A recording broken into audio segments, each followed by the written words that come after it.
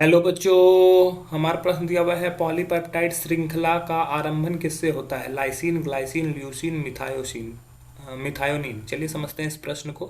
पहले तो इसको आप श्रृंखला कर लें। ठीक है, ये आप क्या कर लें, श्रृंखला कर लें। अब इस प्रश्न की मुख्य अवधारणा की बात की जाए तो मुख्य अवधारणा में हमें पॉलीपेप्टाइड श्रृंखला के बारे में जानना होगा। ठीक है, पॉलीपेप्टाइड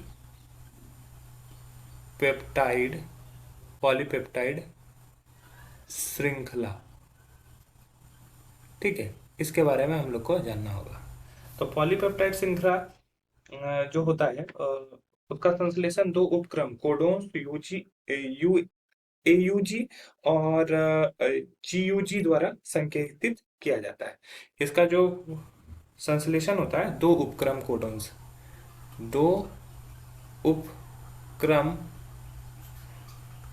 कोडोन्स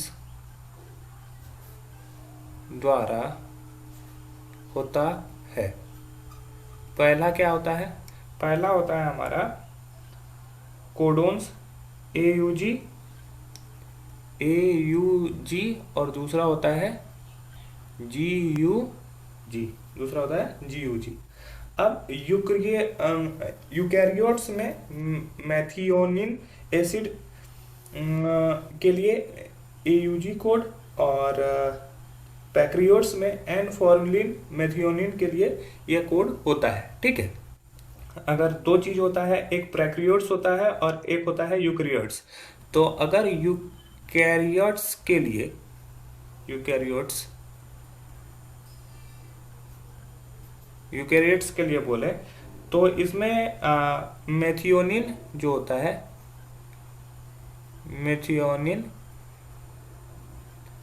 मेथियोनिन जो होता है वो हमारा क्या करता है? मेथियोनिन करता है यूएजी एयूजी कोड के लिए काम। ठीक है, एयूजी कोड के लिए काम करता है। उसके बाद एन फोरलिन मिथायोनिन ये प्रोकैरियोट्स में होता है। ये कहाँ होता है? प्रोकैरियोट्स। ठीक है, ये दो चीजें होती हैं, एक यूकैरियोट्स और प्रोकैरियोट्स। दोनों में यूजी एयूजी कोड के लिए जो कार्य करते हैं उसके लिए मैंने ये एमिनो एसिड का नाम बताया। ये मिथायोनिन एमिनो एसिड होता है। अब क्या होता है कि कभी कभी जीयूजी एक स्टार्ट कोडन के रूप में और मेथियोनिन एमिनो एसिड के लिए कोड काम करता है। ठीक है, इसीलिए हम लोग बोल सकते हैं कि पॉलीपेप्टाइड श्रृंखला के गठन में संश्लेषण का पहला एमिनो एसिड जो होता है वो मेथियोनिन एमिनो एसिड होता है। ठीक है, तो हमारा जो सही उत्तर होगा वो हो जाएगा ऑप्शन 4। अन्य ऑप्शन गलत हो जाएंगे। आशा है यह प्रश्न आपको समझ में आया होगा। धन्यवाद।